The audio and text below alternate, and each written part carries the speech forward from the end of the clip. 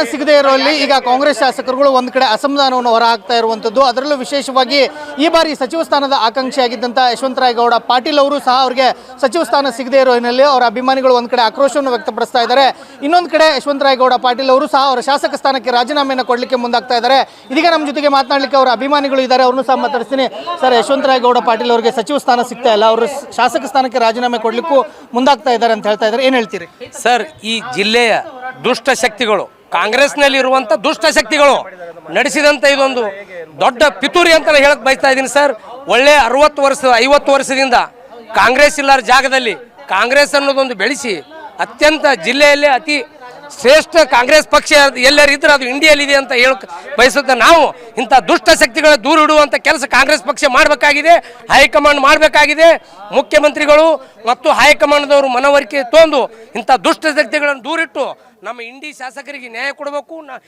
ಇದು ಬಯಕೆ ಇಂಡಿ ಶಾಸಕರ ಬಯಕೆ ಅಲ್ಲ, ಇಡೀ ನಮ್ಮ ಇಂಡಿ ಕ್ಷೇತ್ರದ ಬಯಕೆ, ಕಾರ್ಯಕರ್ತರ ಬಯಕೆ, ಇಡೀ BJP JDS ಕಾಂಗ್ರೆಸ್ಸು ಒಟ್ಟು ಜನರ ಬಯಕೆ ಆಗಿದೆ ಮಿನಿಸ್ಟರ್ ಕೊಡ್ಬೇಕನ್ನೋದು. ಪಕ್ಷಾತೀತವಾಗಿ ಹೇಳಿದ ನ್ಯಾಯಕ ಕ್ಷೇತ್ರ ಎಲ್ಲರಿದ್ರೆ ಅದು ಇಂಡಿ ಒಂದೇ ಅಂತ ಹೇಳಕ್ ಬಯಸ್ತಾ ಇದ್ದೀನಿ. ರಾಜೀನಾಮೆ ಕೊಡ್ಲಿಕ್ಕೆ ಮುಂದಾಗ್ತಾ ಇದ್ದಾರೆ, ಅವರು ಮನವೊಲಿಸಕ್ಕೆ ಪ್ರಯತ್ನ ಮಾಡ್ತೀರಾ ಹೇಗೆ? ಇಲ್ಲ ಸರ್, ನಮ್ಮ ಶಾಸಕರು ಎಲ್ಲಿ ಹೋಗ್ತಾರೆ ಅಲ್ಲಿ ನಮ್ಮ ಇಡೀ ಇಂಡಿ ಕ್ಷೇತ್ರ ಜನ ಅವ್ರ ಬೆನ್ನಿಗೆ ನಾವು ನಿಂದಿರ್ತೇವೆ. ಸರ್, ಈಗ ನಿಮ್ಮ ಶಾಸಕರಿಗೆ ಸಚಿವ ಸ್ಥಾನ ಸಿಕ್ಕಿಲ್ಲ, ಅವರು ರಾಜೀನಾಮೆ ಕೊಡ್ಲಿಕ್ಕೆ ಮುಂದಾಗ್ತಾ ಇದ್ದಾರೆ, ಏನು ಹೇಳ್ತೀರಾ? ನಾವು ಇಂಡಿ ಬ್ಲಾಕ್ ಕಾಂಗ್ರೆಸ್ ಅಧ್ಯಕ್ಷರು ಇವತ್ತಿನ ದಿವಸ ನಮ್ಮ ಶಾಸಕರಿಗೆ ಭಾಳ ನೋವಾಗ್ಯದ. ಸಚಿವ ಸ್ಥಾನ ಕೊಡ್ತಾ ಹೇಳಿದರು. 15 ತಿಂಗಳಗಟ್ಟಲೆ ನಮಗೆ ಹೇಳ್ಯಾರ. ಈಗಾಗಲೇ ಹೇಳಿದ್ರು ನಮಗೆ ಭಾಳ ಮನಸ್ಸಿಗೆ ನೋವಾಗ್ಯದ. ನಮ್ಮ ಶಾಸಕರು ರಾಜೀನಾಮೆ ಕೊಡ್ಲಾಕತ್ತಾರ. ಆ ಕಾರಣದಿಂದ ನಾವು ಇಂಡಿ ಬ್ಲಾಕ್ ಕಾಂಗ್ರೆಸ್ ಅಧ್ಯಕ್ಷರು ಎಲ್ಲರೂ ಸಾಮೂಹಿಕವಾಗಿ ಅವ್ರು ಕೂಡ ನಾವು ರಾಜೀನಾಮೆ ಕೊಡ್ತೇವೆ ಇವತ್ತಿನ ದಿವಸ. ಅಂದ್ರೆ ಇಡೀ ಪಕ್ಷದ ಪದಾಧಿಕಾರಿಗಳು ಎಲ್ಲ ಕಾರ್ಯಕರ್ತರು ಪಕ್ಷ ಬಿಡ್ಲಿಕ್ಕೆ ನಿರ್ಧಾರ ಆಗ್ತಾರೆ. ಪಕ್ಷ ಬಿಡ್ಲಿಕ್ಕೆ ನಮ್ಮ ಶಾಸಕರು ಏನು ನಿರ್ಧಾರ ಮಾಡ್ತಾರೆ ಅದಕ್ಕೆ ಎಲ್ಲರೂ ನಾವು ಅವ್ರ ಕೈಗೂಡಿಸ್ತೇವೆ, ಬದ್ದಿದ್ದೇವೆ. ನಮಗೆ ಭಾಳ ಅನ್ಯಾಯ ಆಗ್ಯದ, ನಮ್ಗೆ ನ್ಯಾಯ ದೊರಕಿಸ್ಬೇಕು. ಯಾಕಂದ್ರೆ ನಮ್ಗೆ ಈಗಾಗಲೇ ಅವರು ಹೋದ ಸಲ್ತಿ ಆದರೂ ನಮಗೆ ಮಾತು ಕೊಟ್ಟಿದ್ರು, ಮುಂದಿನ ಸಲ್ತಿ ಸಚಿವ ಸಂಪುಟದಾಗ ನಿಮ್ಗೆ ತಗೋತೀವಿ ಅಂತ ಹೇಳಿದರು. ಈಗಾಗಲೇ ನಮ್ಮ ಹೆಸರು ಇವತ್ತು ಮುಂಜಾನೆ ಬೆಳಗ್ಗೆ ತನ ಇತ್ತು.